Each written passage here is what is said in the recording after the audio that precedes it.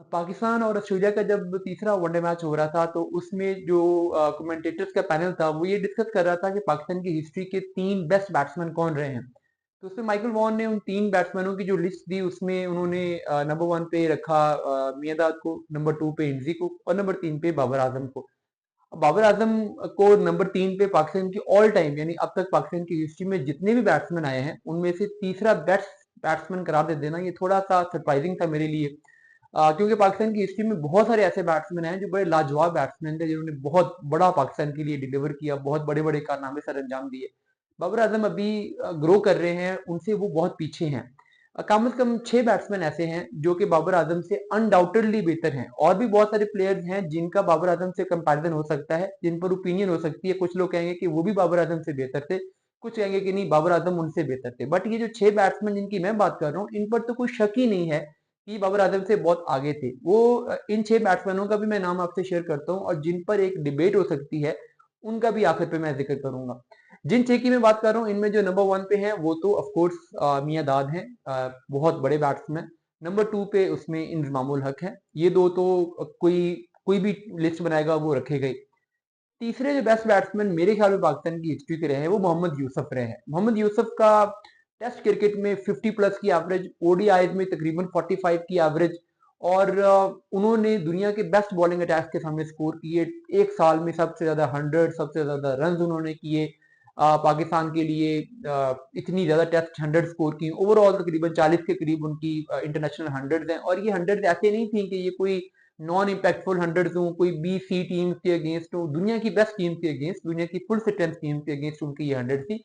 क्योंकि उस टाइम तक तो ये ट्रेंड था ही नहीं कि टीमें अपनी वीक टीम्स भेजें, क्योंकि लीग्स नहीं थी तो प्लेयर्स अवेलेबल होते थे, फुल स्ट्रेंथ टीमें खेलती थी। मुश्किल कंडीशन में उन्होंने स्कोर किया और स्टाइलिश बैट्समैन और प्रेशर सिचुएशन में खेलने वाले। तो तीसरे नंबर पे तो मोहम्मद यूसुफ है। फिर चौथे बैट्समैन, इसमें नंबर आप ऊपर नीचे कर सकते हैं, मैं जस्ट 6 बैट्समैनों का नाम ले रहा हूँ। चौथा बैट्समैन जो मेरे ज़हन में आ रहा है वो सईद अनवर है। देखिए सईद अनवर ने टेस्ट क्रिकेट में एज ओपनर 45 की उनकी एवरेज है और टेस्ट क्रिकेट में उस टाइम ओपनर्स में से बहुत कम लोग थे जिनकी एवरेज 45 की हो। उस वक्त दुनिया के बेस्ट ओपनर मार्क टेलर, उनकी भी 44 45 की एवरेज थी। जयसूर्या की उस वक्त बड़े अच्छे ओपनर थे, उनकी एवरेज 40 के करीब थी। तो सईद अनवर अपने जमाने के 2-3 बेस्ट ओपनर्स में थे और उनमें से भी हाईएस्ट एवरेज वाले ओपनर थे। और वनडे में उनकी तकरीबन 40-41 की एवरेज चल रही थी। और फिर जिस तरीके से उन्होंने पाकिस्तान के लिए 194 का वर्ल्ड रिकॉर्ड बनाया, दुनिया के बेस्ट बॉलिंग अटैक के सामने उन्होंने बेहतरीन इनिंग्स खेली हुई हैं। और ग्लेन मैकग्रा जो कि दुनिया का बेस्ट बॉलर है उसके अगेंस्ट बाबर आजम की 50 की एवरेज थी, जो कि कोई छोटी बात, सॉरी सईद अनवर की 50 की एवरेज थी, जो कि कोई छोटी बात नहीं है। तो सईद अनवर इम्पैक्ट में भी, परफॉर्मेंस में भी, टैलेंट में भी बाबर आजम से आगे थे। टैलेंट पे आप कर सकते हैं बट जो उन्होंने डिलीवर किया उसकी बात हो रही है। तो बाबर आजम अभी सईद अनवर से बहुत पीछे हैं। ओडीआई 100 में उनके करीब पहुंचे जरूर है बट बाबर आजम की बहुत सारी 100 B grade team, C grade team के अगेंस्ट है जो पाकिस्तान में आई, जिन्होंने अपने फुल स्ट्रेंथ स्क्वाड नहीं भेजे। फिर उस तरीके से उतनी इम्पैक्टफुल इनिंग्स उनकी नहीं होती। सईद अनवर का उस टाइम पे स्ट्राइक रेट जब वो 100 करते थे तो मोस्टली 100 प्लस हुआ करता था, जबकि दुनिया के सारे बैट्समैन 80-85 के स्ट्राइक रेट से बैटिंग कर रहे होते थे। तो सही नंबर बहरहाल बाबर आजम से मेरे ख्याल में तो बहुत आगे थे। फिर पांचवा प्लेयर इसमें आ जाएगा यूनुस खान। टेस्ट क्रिकेट में यूनुस खान ने जो रिकॉर्ड्स कायम किए हैं उसमें तो मियां दादर और इंजमाम भी उसके करीब नहीं पहुंचे। दुनिया के हर मुल्क में 100, दुनिया की हर टीम के अगेंस्ट 100, 6 डबल 100 पाकिस्तान के लिए, 52-53 की एवरेज है। फिर उन्होंने टी20 वर्ल्ड कप जीता एज कैप्टन। ओडीआईज में भी उन्होंने बहुत अच्छी बैटिंग की, ऑल्दो के ओडीआई उनकी उतनी बड़ी स्ट्रेंथ नहीं थी लेकिन स्टिल ओडीआई में उनकी परफॉर्मेंस भी ओके थी। तो यूनुस खान पाकिस्तान के बहुत बड़े लेजेंड्स गुजरे हैं। तो बाबर आजम अभी यूनुस खान से भी बहुत पीछे हैं।